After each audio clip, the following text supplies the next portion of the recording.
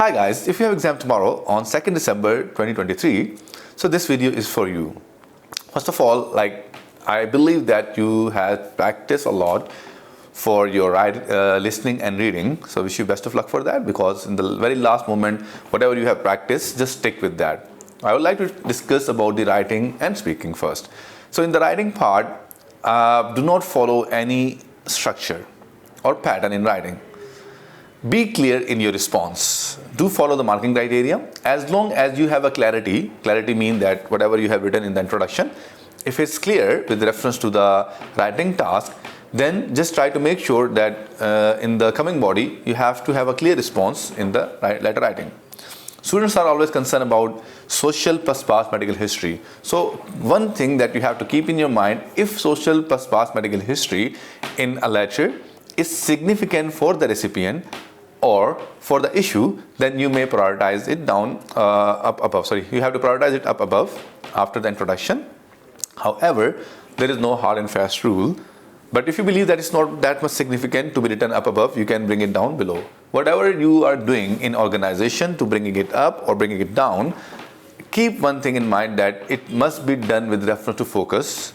If you are putting any information such as social plus past medical history after introduction, and it's causing masking, then it will be a negative thing. So work on the clarity and do not miss something that is significant. I mean to say, selection is critical. So three things: purpose of writing, selection of the writing, and organization. These are very important. Again, along with that, beside those three things, you have to also work on your conciseness and clarity. So summarize the less relevant detail. I'm using less relevant, right? And expand the relevant details. So do not miss anything from the last part, the last visit. If it's a referral letter or if it's a discharge plan, do not miss even it's a potency or the drug name or the frequency. I hope this video will help you out in passing your OET writing exam. Now moving on toward your speaking part. For tomorrow, if you have a speaking part, just be relaxed. You have to be fluent. Do not make any big pauses. It will have a negative impact. Empathy is very important. Do not interrupt the patient. And secondly, you have to be polite in your response no matter what. Always explore the patient concern no matter what. Do not be in argument with the patient, right? Always educate the patient and explore the patient knowledge, right? And importantly is to pick up the patient cue. Work on your start. How would you start in first encounter? How would you start in second encounter? These are some of the very important elements in your OET speaking. So, and yeah, last thing that I would like to add the flavor over here is the signposting. Signposting between the major areas. Let's say if you have explained the diagnosis and you want to move on to a treatment, so do these steps. These are critical for you to get a good score. First of all, to ask the patient if he is clear till now about the diagnosis, and in this way to put on yourself, have I made myself clear, rather than are you getting me, right?